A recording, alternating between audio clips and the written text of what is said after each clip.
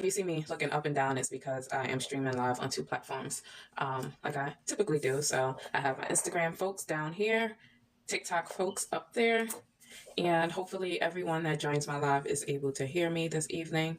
Um, if you are new to my live, my name is AJ, and my tag name is Nevertheless She Persisted on both TikTok and Instagram platforms. I am doing this live talking about the stages of grief as it relates to cancer. I have completed a few lives and I talked about denial, anger, bargaining, depression, and this evening my goal is to talk about the stage of acceptance. I am 42 years old. I was diagnosed with breast cancer at the age of 41. I have been going through treatments. I have been on chemotherapy. I've had to have several surgeries, and right now I am on immunotherapy. Hopefully will be completed with immunotherapy within the next several weeks. And I wanted to talk about grief because a lot of times when we think about grief, we typically think about losing a loved one, and we don't think about how grief affects us when we are diagnosed with a medical illness. And being diagnosed with cancer kind of opened my eyes to realize that grief comes in forms of loss of self when you are diagnosed with a medical diagnosis such as cancer. So the first stage of grief that we talked about previously was denial. And when you think about denial as it relates to having a cancer diagnosis, it's typically when you have a difficult time accepting the diagnosis, and you may feel like the diagnosis is not accurate, the doctors are wrong. You may want to get a second or third opinion, kind of avoid attending appointments or following through with a treatment plan that's recommended for you when you are diagnosed.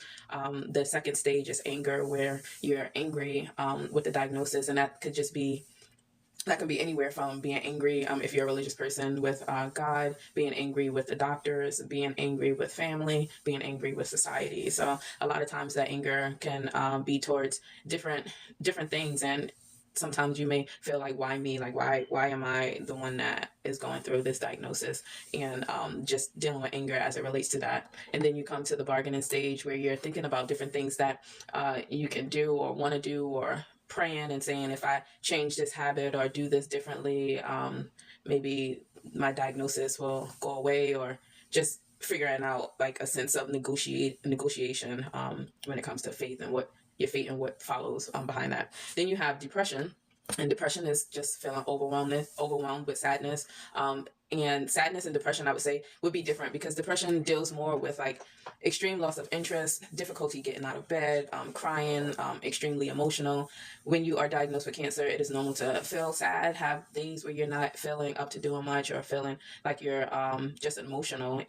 But with sadness, you're still able to get up and take care of yourself, take care of your hygiene, take care of your responsibilities, work if you're working, attending appointments and things like that. But when you're depressed, it's more of a difficult time just having the energy or having the motivation to get out of the day and to start your day and to take care of the things that you're responsible for taking care of.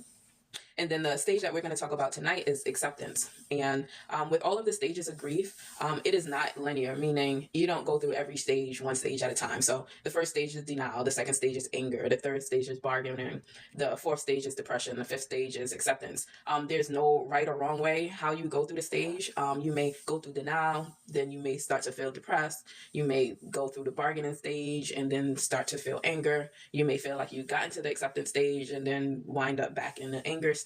So there is no right or wrong way to experience the stages of grief, and it's not like everybody experience each stage. And then it's also not linear, meaning that it doesn't go in order all of the time. You may, like I said, feel like you've gotten through a stage and then find yourself back in that stage of anger or depression or denial. For me, I would say that I have been all over the spectrum when it comes to the stages of grief. Denial was a big one for me, having a difficult time accepting the diagnosis. But for me, I still followed the doctor recommendations and did everything that I needed to do that was recommended, so that way I can have a success rate at the end of it all. But I did experience denial when I was first diagnosed, because breast cancer does not run in my family. I was pretty healthy, didn't have any medical issues, and I was 41 at the time of my diagnosis. So after doing genetic testing, it turns out that I did have a genetic defect or gene that put me at higher risk for breast cancer and ovarian cancer. So without having the genetic testing, I would have never known that I was at a higher risk for breast cancer or ovarian cancer for that matter, again, because no one else in my family has had breast cancer.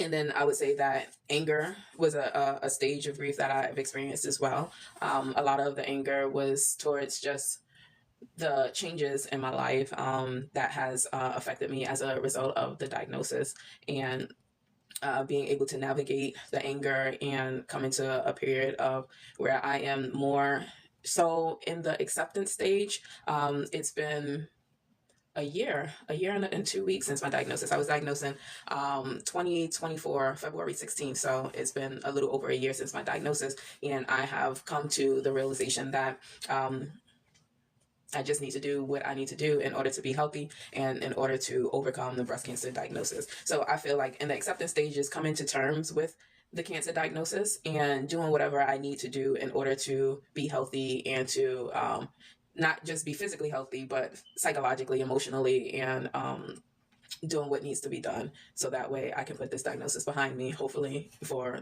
forever. The acceptance of the cancer diagnosis doesn't have to do with being okay all the time. And that's one of the things that is important to understand. So if a person is diagnosed with cancer, and they come to grips with the fact that they have the diagnosis and they're in it and attending appointments and doing whatever the doctor is recommending and trying to change their lifestyle to be healthier, there are still days where it's okay to not be okay. I would say I'm not okay 100% of the time, but I am able to kind of push forward and do what I need to do without letting the diagnosis stop me from living life. So again, accepting the diagnosis doesn't mean that every day that you'll be okay. It's okay to not be okay. But acceptance does mean that you're acknowledging the fact that you'll have good and bad days. So just acknowledging what that means and being okay with it. Again, it doesn't mean that you still won't have periods where you're angry or feeling afraid or feeling sad, because those emotions are normal to feel. You can accept the diagnosis and know that you're doing everything in your power you can to overcome the diagnosis with the treatments, and if you have to have surgery, with surgery. But you'll still have days where you're afraid of the unknown, afraid of whether or not treatment is working, angry with different things that may come your way during the diagnosis. For me, like I said, my anger has been just again with life and some of the obstacles that are faced when you're dealing with a medical condition that you have no control over. You can, like, finances are something that's affects your ability to kind of be okay all of the time, knowing that you may not be able to work. You have medical bills that you're responsible for. You have just everyday expenses that you're responsible for, and having no control over what that looks like. You have no control over whether or not you're able to work. It all depends on your treatment.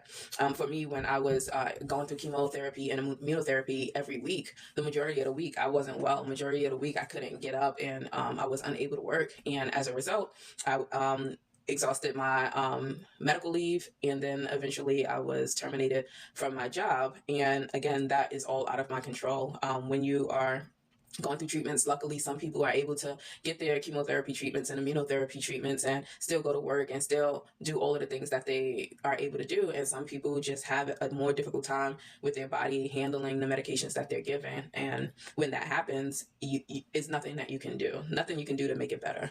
You can take the medications that alleviate some of the side effects, but that still doesn't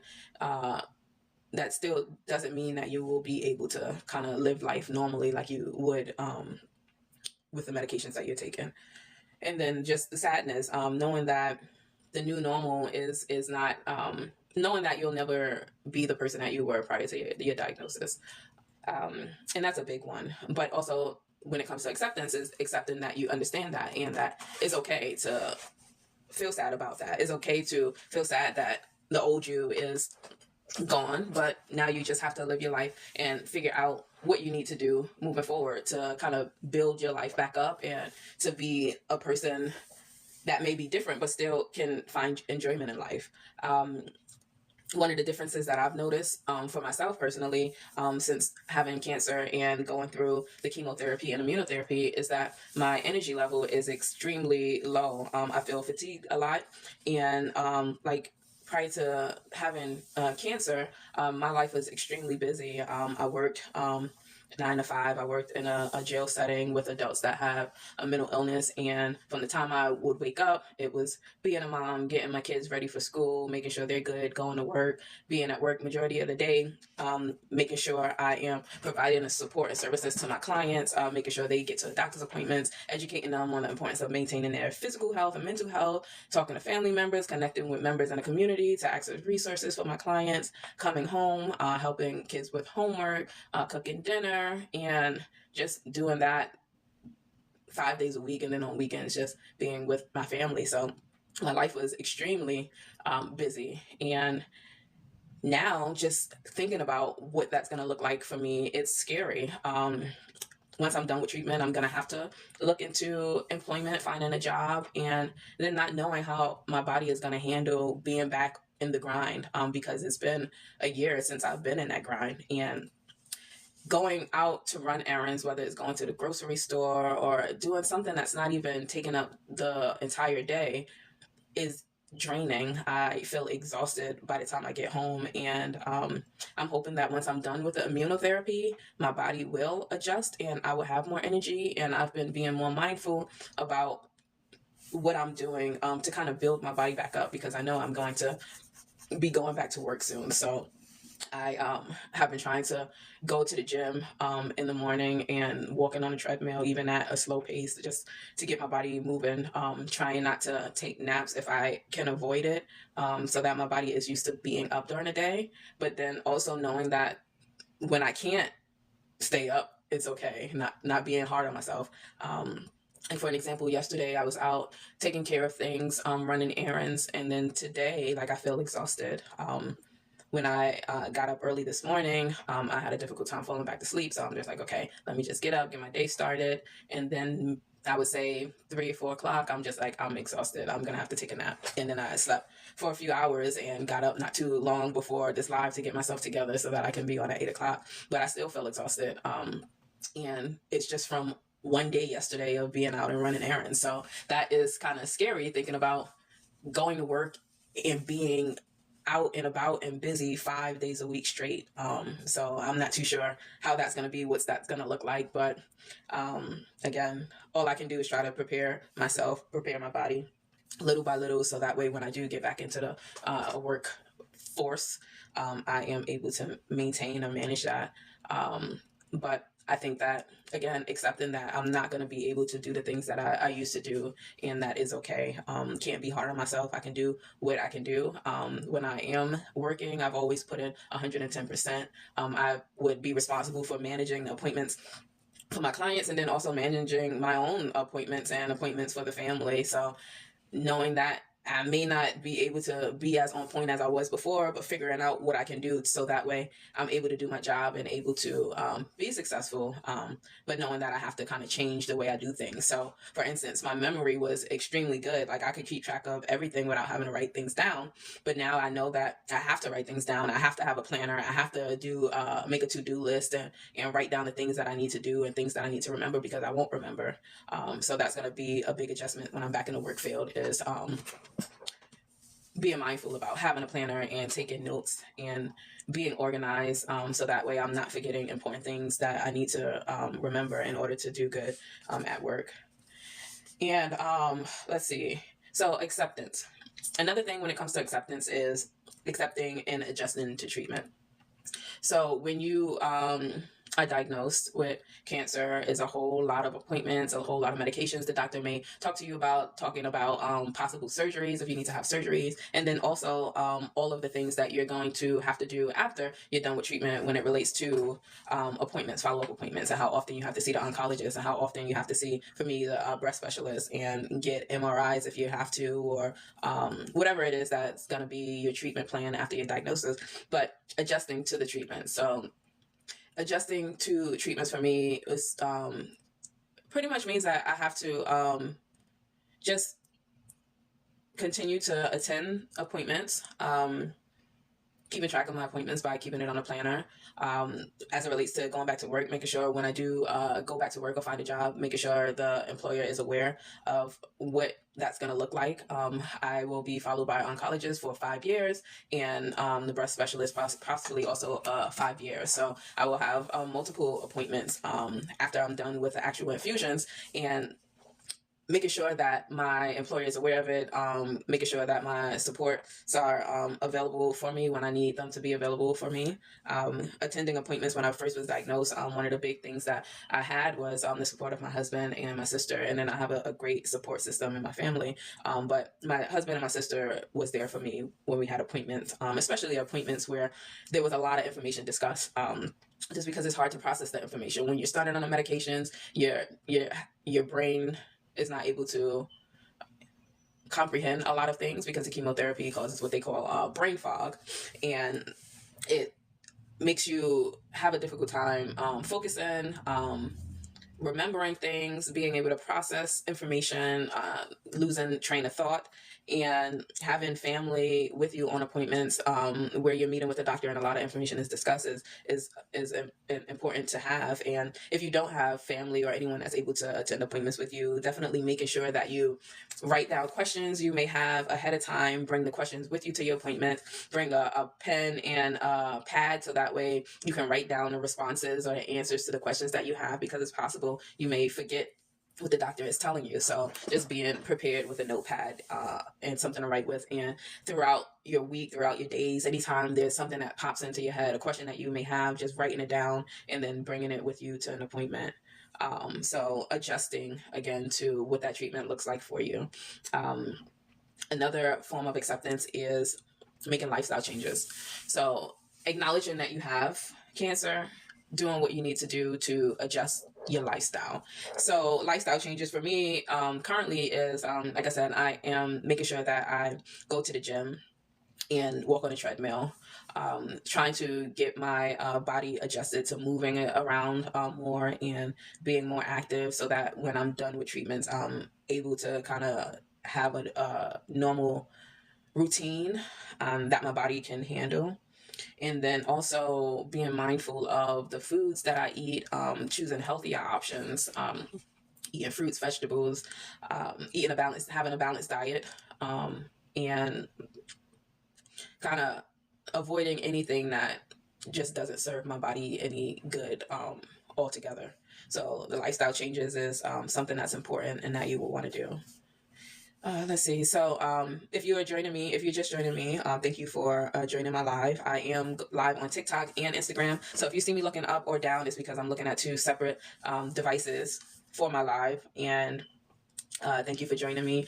If you want to join my live and have anything that you want to add to the conversation, I'm always open and welcoming people to join the conversation, whether you have a cancer diagnosis or you're a family member who have a loved one that has cancer or have had cancer. Definitely put in a request on Instagram or on TikTok if you would like to join my live. I'm always looking forward to people to join the conversation. So acceptance is what we're talking about as it relates to cancer diagnosis. I have done a few lives talking about the different stages of grief, dealing with denial, anger, bargaining, depression, and tonight I am talking specifically about acceptance, which is coming to terms with having a cancer diagnosis and what that looks like and what it doesn't look like. So as I mentioned previously, accepting the cancer diagnosis and coming to terms with the diagnosis is a part of acceptance, but it doesn't mean that you are okay and that you're not still dealing with days where you're emotionally drained or have days where your emotions are up and down or you're feeling sad or you're fearful of the future. That those are normal things to feel. So you can be in acceptance with the diagnosis and doing everything that you need to do or everything that's in your power to follow treatment recommendations, so that way you can be successful on the end of treatment and have remission. But it's still normal to have days where you're still feeling sad or feeling afraid. So another thing when you are at a point of acceptance is kind of focusing on your quality of life and prioritizing what matters the most. Being diagnosed with cancer makes you see things differently, experience the world differently, and being able to focus on your quality of life is important. Sometimes you may prior to having cancer, sometimes it may be like little things that may have upset your day, or people that may have upset your day, situations that may have upset your day. But after having a cancer diagnosis and accepting and coming to terms with your diagnosis, you look at the world differently. Like, you're more grateful for the little things. You're more grateful to the things that you do have, and understanding that there are people that are diagnosed with cancer who may not have the same outcome that you have. So you got to kind of take life more seriously, not in a sense of being serious about everything, but knowing that things can always be worse. For me, I had a difficult time dealing with having cancer, because like, one of the things that bothered me when I would go in for treatment, even now when I go in for my infusions, I am always the youngest person there getting infusions. So in my little bubble, it just made me feel like, I'm like, why am I young and having to deal with breast cancer? Like, poor me, or this isn't fair, life isn't fair. But after joining support groups, I have come across so many people that are much younger than me, and knowing that there are people diagnosed with breast cancer that are younger than me, haven't really started their life yet, looking and concerned about whether or not they'll be able to have children, or whether or not they'll be able to find a significant other, or being in the early stages of a relationship and not having the support, or not knowing if that person is going to be able to give them the support that they need to get through this diagnosis. And that just made me realize that I have been lucky, in a sense of having the support that I have, having an amazing husband that has been by my side and has done everything I needed him to do to make sure that I'm okay, to make sure that the kids are okay, to make sure that everything is running, to make sure that financially he's doing what he needs to do to kind of get us through this obstacle, since I am not at work. So again, that has made me see life differently. Even being around right now, for my children has been a big thing. When I was at work, it was always getting up, going, like, just like a robot, like going to work, coming home, helping with homework, cooking dinner. Like, it was just such a routine where I don't know if I was 100% present all of the time, but now I am actively present in everything that I do. So in the mornings, my daughter is especially happy that I'm home, getting her ready for school, taking her to the bus, being around to cook more, and to go to award ceremonies and different things that her school has. Like, I wasn't able to do that before, but now that I'm home and not working, just making that a priority. On the days that I feel exhausted, or the days that I feel drained, I still make it my business to get up and to be present. And I think that has gotten me through this diagnosis. Is just knowing that I do have people that are dependent on me, and my goal throughout it all has always been to kind of do the best that I can do, knowing my limitations, knowing that my body needs rest, knowing that days I won't be able to do anything, and feeling good knowing that on those days I have a partner, my husband is up grinding, making sure everything is good, making sure there's not anything missed, and that my kids have an active parent. And then on the days that I'm able to get up and to be as normal as possible, just being around, being active, doing things that we're building memories, building happy memories. And it's not going to just be a year of treatment to where everything is so down and gloomy and sad and depressing and scary. It's going to be a lot more of making happy memories, even doing the littlest things. The other day, we were playing like a card game, and my daughter just loved it. Just being able to do those things. So focusing on quality of life, prioritizing what matters, understanding that at the end of the day, everything that I'm doing and everything that keeps me going is my family, knowing that I am an important part of my family, and I'm going to fight hard and do everything that I need to do to make sure that my family is good, and that's what matters to me the most. So again, losing a job has been difficult, but at the end of the day, if I had to ever prioritize going to work, dealing with the possibility of being around other people that could get me sick, or not prioritizing my health, like, I'm always going to choose my health and my family, and because that's what matters to most to me. Is prioritizing my loved ones, being around for my loved ones, and doing what I have to do to make sure they're good.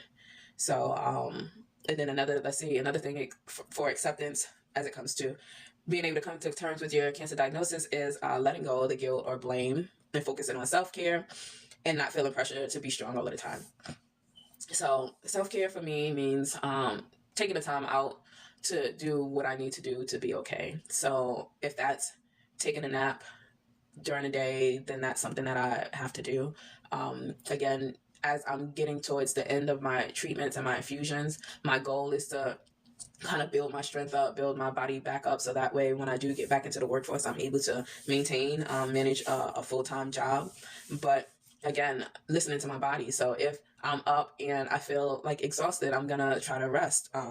Also, not being hard on myself. Like, I do know that my sleep patterns are off, so I am not sleeping like I usually sleep. Like in the past, when it was time for bed, I would go into bed, and within 5 minutes, I would be out for the night. I always made sure to get at least 8 hours of sleep, because I knew that's what my body needed. If I only got 5 hours of sleep and had to get up for work, I knew that again, I just didn't feel good, or I would be a little bit cranky and feel exhausted. So I know that my body needs 8 hours of sleep a night. But right now, I can feel extremely tired, lay in a bed, and just can't fall asleep. And just knowing that my sleep patterns are not the best, when I do feel that I need to lay down, I'm not hard on myself. I take a nap if I need to take a nap. I'm hoping that will get better. My doctor did say that it's okay for me to take melatonin to kind of help me go to sleep. And I do take it, like if it's extremely bad, if I'm really exhausted, can't sleep, and I know I have things I have to do the next day, I might take a melatonin to get a good night's sleep, and it does help. I always, again, been the type of person where I don't like to take medications unless I absolutely need to take it. So if I am exhausted and I need sleep, but there's not anything pressing for me to do the next day, then I won't take the melatonin. I'll just kind of let my body naturally go to sleep whenever I'm able to go to sleep.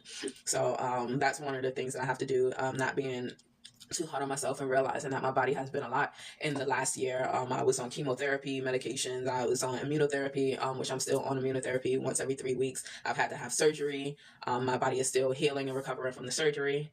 So again, making sure I do what I need to do to take care of myself, and not feeling bad about it. So that's always something that's important. And accepting a new normal is also something that's important. You're not going to be the person you were prior to your diagnosis, and that having cancer, there is, with like a long-term impact related to like trauma. Having cancer, there is a form of trauma that you experience. So a new normal is important for you to identify and create new habits, and being okay with the fact that you're not going to be the way that you were prior to your diagnosis. So for me, a new normal is going to again, just being like a different routine. And when it comes to trauma and how a cancer diagnosis could trigger a trauma response, having the constant fear of reoccurrence. With my diagnosis, triple negative breast cancer, there is a possibility of reoccurrence, and thinking about that is scary. I did have a complete response to chemotherapy and immunotherapy. I've had a double mastectomy with reconstruction. I am on immunotherapy now, and my doctor did say that the response my body had to the treatment definitely lowers the risk of me having a reoccurrence, but there's no way to say that there would never be a reoccurrence. It doesn't go to 0% chance. It just lowers it, put me at a lower risk of reoccurrence. But again, I'm only 42, and again, being healthy is important, but that doesn't say that there wouldn't be times where I may experience the same thing that I've experienced. I have to deal with the reoccurrence. So that constant fear is a form of trauma. Every time I have a pain anywhere, or I feel like there's a lump or an issue, it's going to always cause me to be worried about what's causing that. And I don't think there's anything that I can do to alleviate that fear. The biggest thing is just not letting it consume me, not letting it take away from living life and enjoying every day that I'm granted to be here on earth.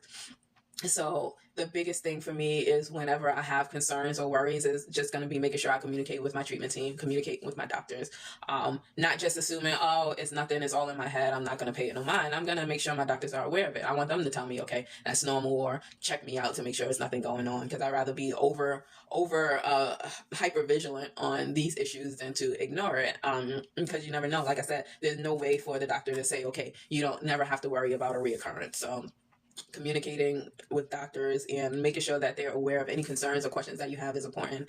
You want to make sure you have a good treatment team, making sure your doctors are actively listening to the things that you're saying, that they're acknowledging the questions and concerns that you have. You don't want to have a doctor or a treatment team that you feel are not taking your questions or concerns seriously. Because again, when you have a doctor that you feel isn't listening to you or isn't taking your concerns seriously, then what happens is you stop communicating the concerns that you have, and you don't want to miss an opportunity where it's something going on with you that's serious, but you're refusing or avoiding talking about it because you don't feel that you're going to be hurt anyway. So if you are dealing with a cancer diagnosis, or you have a loved one that has a cancer diagnosis, or currently going through this journey, be sure to have a good treatment team. As much as you can.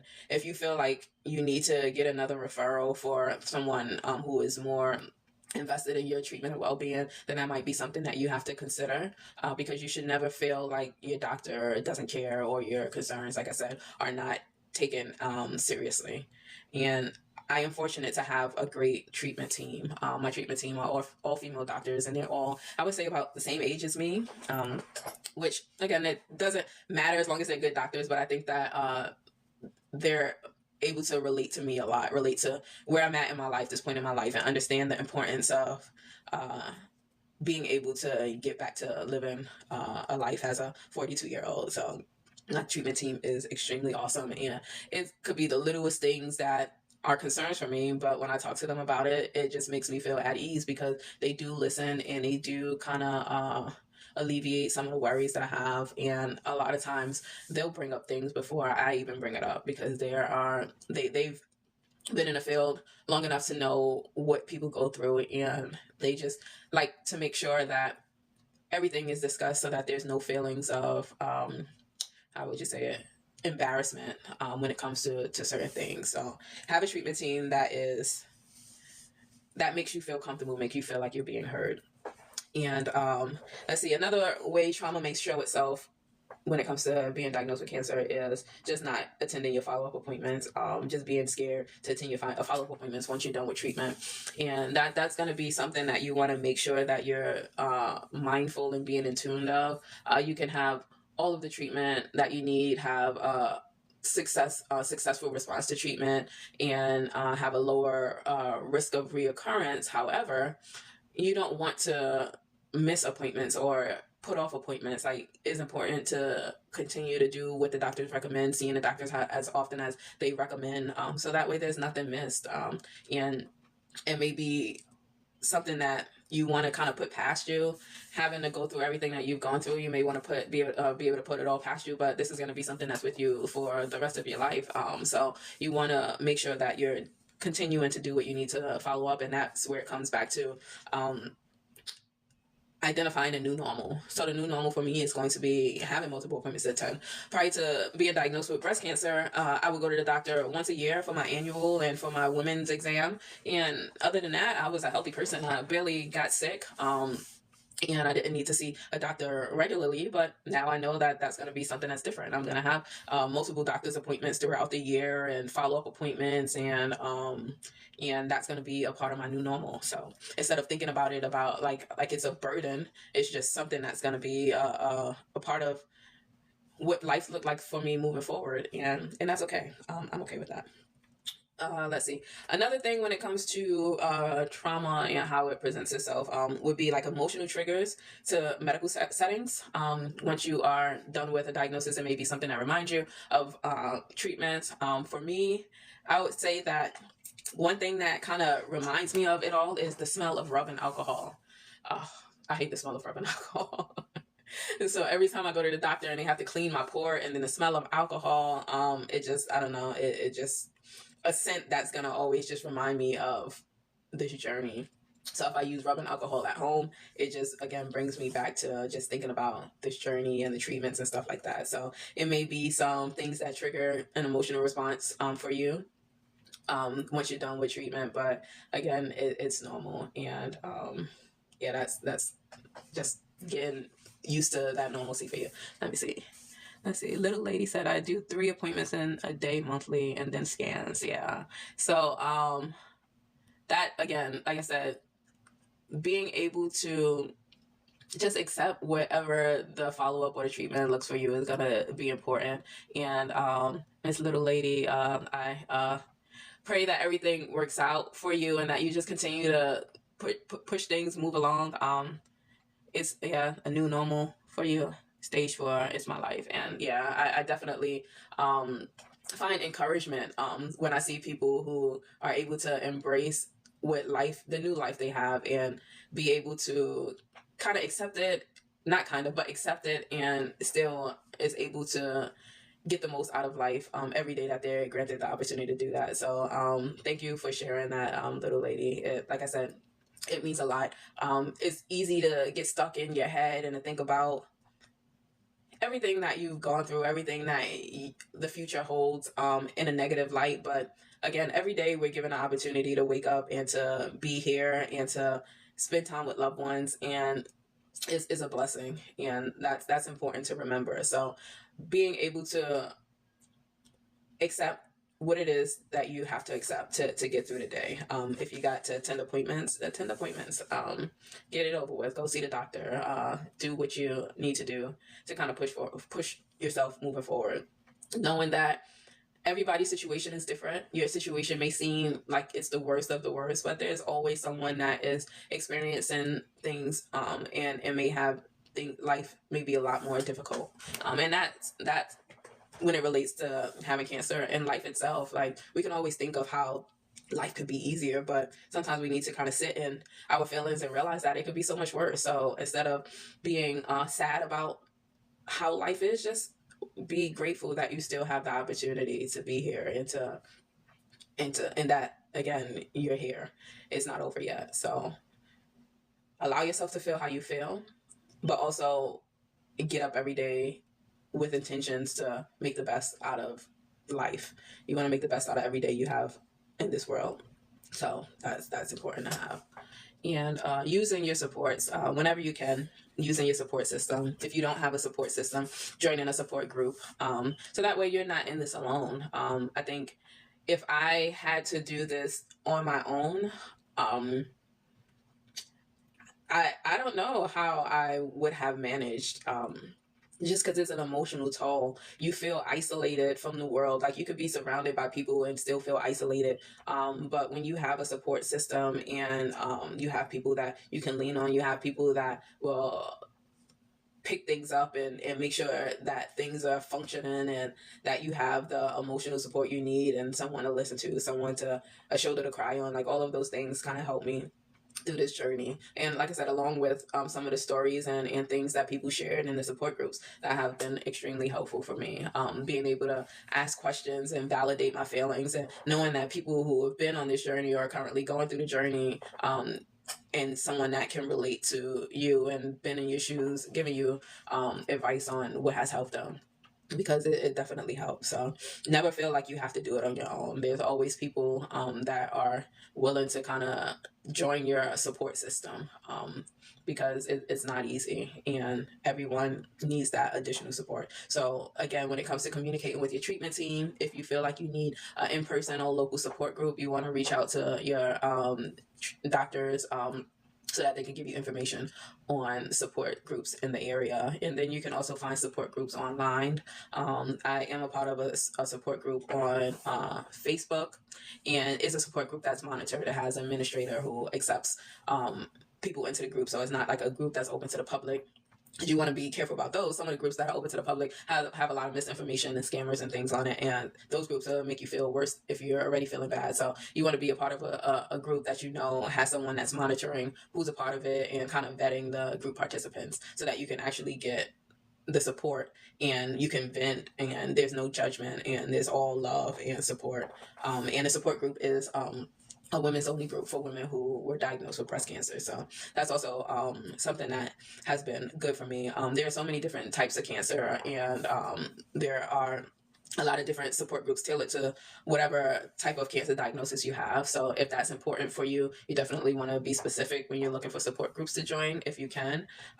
Because again, when it comes to the treatments and the medications, those things may vary depending on the type of cancer you have. But always ask for help. Always reach out for the support that you need. Never be afraid to ask doctors questions. Find doctors who are active in your treatment, including you in a conversation, and is open and welcoming to the questions and concerns that you have. And then also acknowledging and knowing that life is going to be different. It's going to be a new normal for you, and that's okay. It may be hard to initially adjust to what life is going to be like for you, but as time goes on, as you're in the midst of things, you just need to kind of take it one step at a time and identify the things that you can do, things that you're not quite able to do like you used to do, and just figure out what you need to do to have that routine, a normal routine that works for you.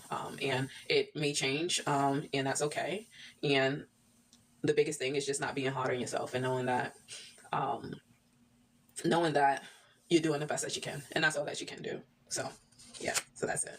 So I am thankful for everyone that has joined my live on TikTok and Instagram. I always enjoy having people partake in a conversation. Thank you, Miss Little Lady on Instagram. I'm not Instagram, on TikTok, and Carol Gums on TikTok. Think positive, stay strong, take it one day at a time. God is good all the time. Stay blessed. Amen to that, Miss Gums. I agree on that. So again, thank you guys for joining me. Next Saturday, I will probably do another live. I am going to see if I can get a family member or a loved one, someone that has been a part of a support system, to be a part of the conversation, to talk about what they did or is doing to be a support, and also for self-care being that support.